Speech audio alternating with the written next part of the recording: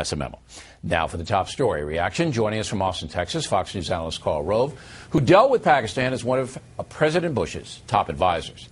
So very specifically, Mr. Rove, what do you do? How do you deal with these people? Yeah. Well, first, I think you point out we need to stay engaged. This is an important country in an important region, and we can't simply say we're so disappointed in them, we're walking away. On the other hand, we can't let these things go without any response. For example, the Pakistanis say they're going to conduct an investigation of how Osama bin Laden was able to establish a sanctuary a mile or two away from their equivalent of West Point in a prosperous suburb of their capital.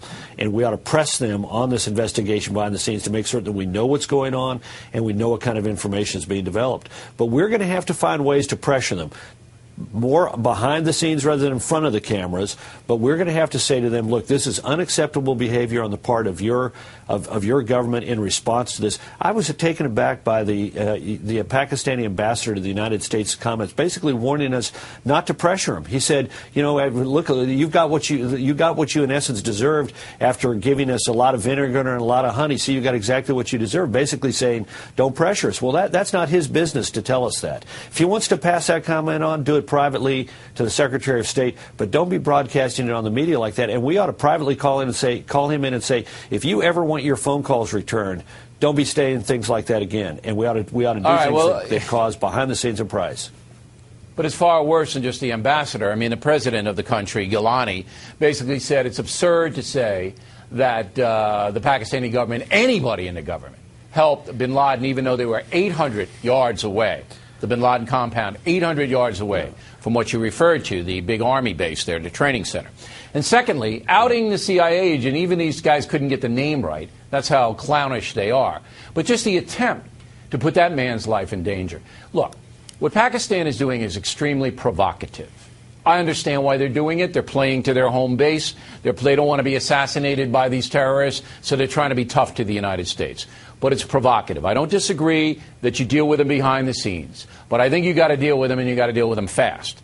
And the way to do it is through India. We keep India off the Pakistan government's back. India doesn't like Pakistan. They know, India knows because of Mumbai, that Pakistan harbors terrorists who will kill Indians. And India will go in there and give them a lot of trouble. And the only thing standing between Pakistan and India is us. So I think that's the way to handle this. Well, the Pakistanis don't think that we're the only people that stand between them and India, and I think it would be dangerous for us to sort of the events might spin out of control. We got greater leverage if we use it directly. I mean, we give them $3 billion a year.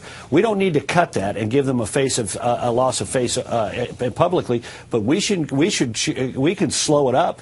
We can say, oh, yeah, you get $3 billion, but we're going to tie some strings on it that mean that some of that money doesn't get spent the way they want to get it spent, and some of them doesn't get spent at all. But this requires patient diplomacy, and the United States government has a lot of stake in the outcome of this. Mr. Rove, with all due respect, I mean, how much longer do the American people and how much more do they have to take? Patient diplomacy? We've been doing this for 10 years, okay? After 9/11, we've been doing this for...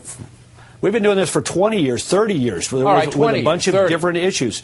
But here's the point, Bill. We're not getting anywhere. No, wait a minute. We have gotten somewhere. They have been a valuable ally, not maybe as much as we wanted, but their attitude before 9/11 was different than their attitude after 9/11. They had bin Laden. They had bin Laden, Mr. Rove.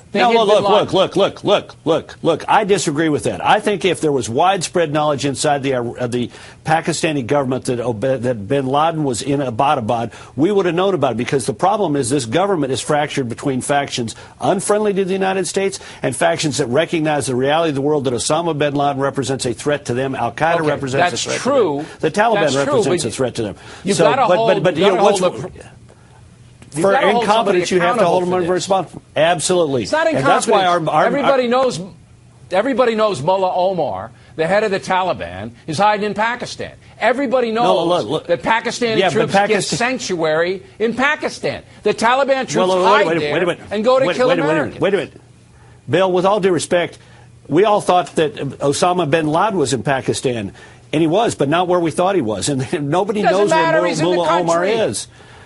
Well, it's a large country with about 300 million people. And if it was that easy to get him, we would have gotten him a long time ago. Now, you're right about the Pakistanis not doing as much as they should do in the tribal regions. They don't give protection to the Taliban. They just don't pressure them, and they don't confront them, and they don't kill them like we want them to be doing. But there's a difference between... Quetta is not in the tribal regions. Quetta is a big city, and it's run by the Taliban. It's a big city. It's run by the Taliban. Well, I'm not certain I'd go that far, but there are elements of the Taliban there. And the question is the Pakistani government going to wake up fully to the fact that these elements represent a danger to them? There are people who clearly recognize them. Benazir Bhutto was killed by, in essence, al-Qaeda and Taliban working together. So there's got to be a recognition on the part of the Pakistanis that this is a problem that confronts their very existence as a nation state.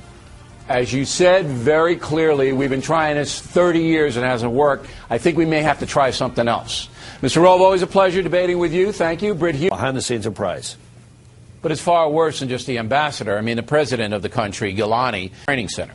And secondly, outing the CIA agent, even these guys couldn't get the name right. That's how clownish they are. But just the attempt to put that